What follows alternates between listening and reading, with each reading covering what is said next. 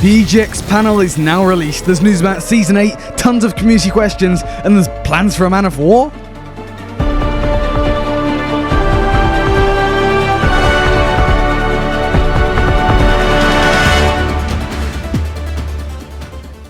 So then, there is a ton to get through with this EGX panel.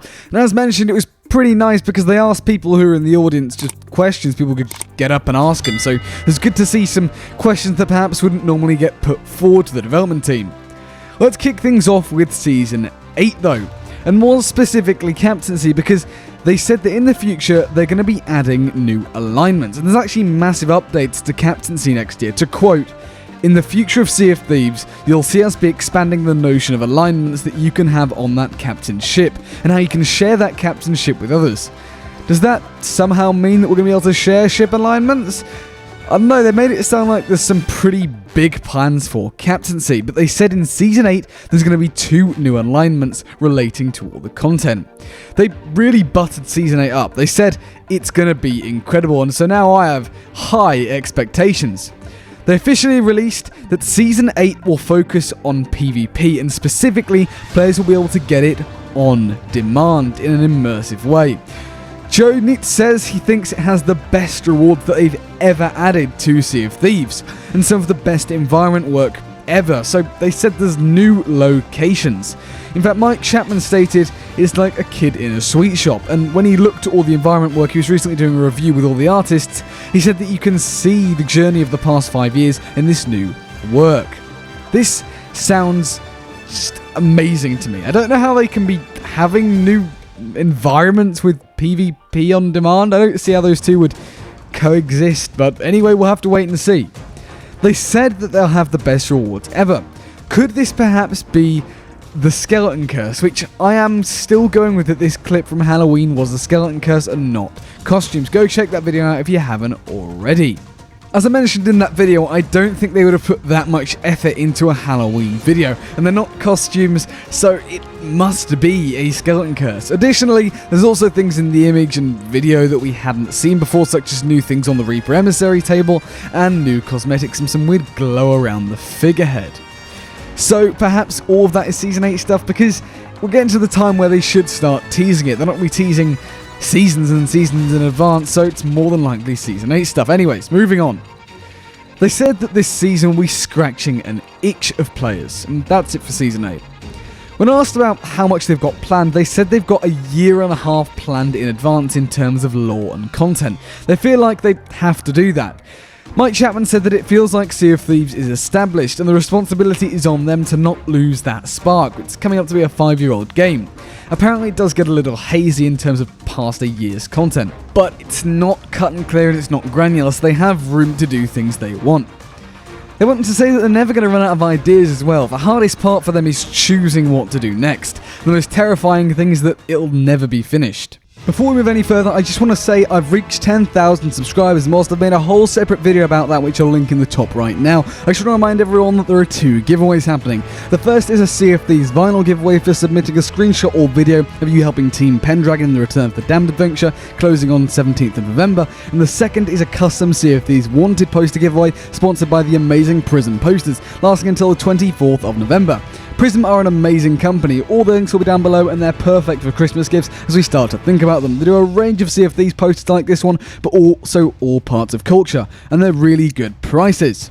This one is for submitting an image of your ship. Entries will be judged by Chris Marlowe, principal gameplay engineer working on Sea of Thieves. There'll be more information down below along with all the links to both giveaways and forms so you can submit entries. Alright, back to the video. So then moving on to community questions. The first question was about the cursed cat and the Captain. And, well, are they the same person? To which it's a simple no.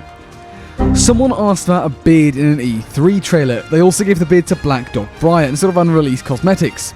The head of community said that they often sneak cosmetics into trailers and in-game, and they will be added eventually. They are tracking them and they're relaying them to the development team. Everything you've seen in trailers will eventually be added.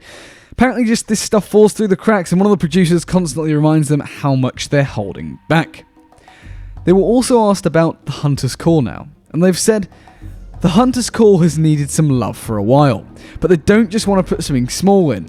They understand the issues and concerns, and they feel like it needs something more meaningful. They haven't got any solid plans, but the intention is there.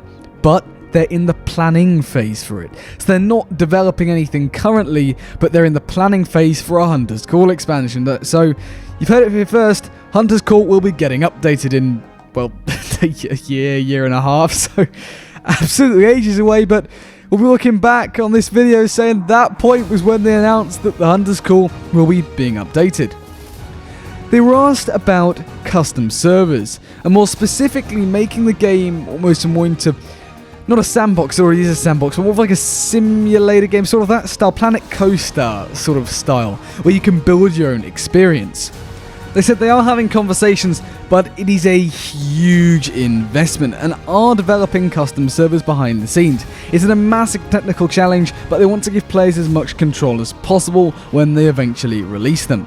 They said they're going to start testing soon to limited members of the community.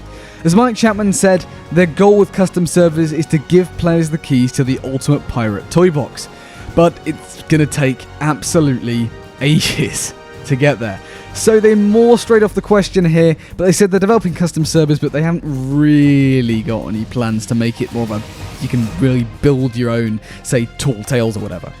They were asked about changing ship mid-session. This is something that loads of people have wanted. They went on to say that it's complicated, very complicated, and it's to do with how Xbox Live sessions are managed. It's really hard to support. It's possible, but it's a big investment. There's no plans at the moment, but in the future they would theoretically like to support it. They were then asked about the Man of War, and they said that they'll answer it the same way as if they were asked about a weapon. They'd need to solidify hit rate first. They've spoken about it a lot, and maybe even made plans for it. Keeping on top of the game is a priority though, and they would need to get a good foundation before thinking about increasing the number of players in a server.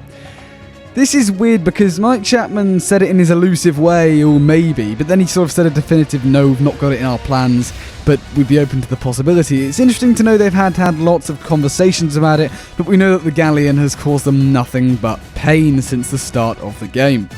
They were also asked about custom sales and fireworks, all they ever had them, and they said that they are looking to add more player content to the game, but they've got to keep in mind moderation. The head of community said, well, what would happen if they said, you can draw anything and launch it into the sky? To quote, I wonder what they'd draw.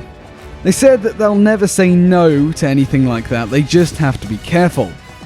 They said that they've also got a massive new team when it comes to all programs in terms of creator crew, insider program, and everything like that. And they've got some really new cool things in the works, so we'll see about that, I guess. They were also asked, will they ever set aside PvP and PvE, and it's a definitive no, unless they can fill the gap, because Mike Chapman said splitting the experience would feel weird to him, so they'd need to find something that would really complete that experience. Finally, they were asked about new co-op experiences, so raid-style stuff, multiple crew world events like similar to a Pirate's Life. Whilst they were strapped for time, Mike Chapman just said yes, so we'll see about that. Anyways, that just about wraps everything up. Let me know what you think of all this down in the comments below. Thank you guys so much for watching this video. If you did enjoy them, please do consider leaving a like. It really helps out the channel an absolute ton. And subscribe to stay up to date with all the latest Sea of Thieves news as and when it comes out. While you're at it, why not hit the bell as well? But anyways, apart from all that, thanks for watching and I'll catch you in the next one.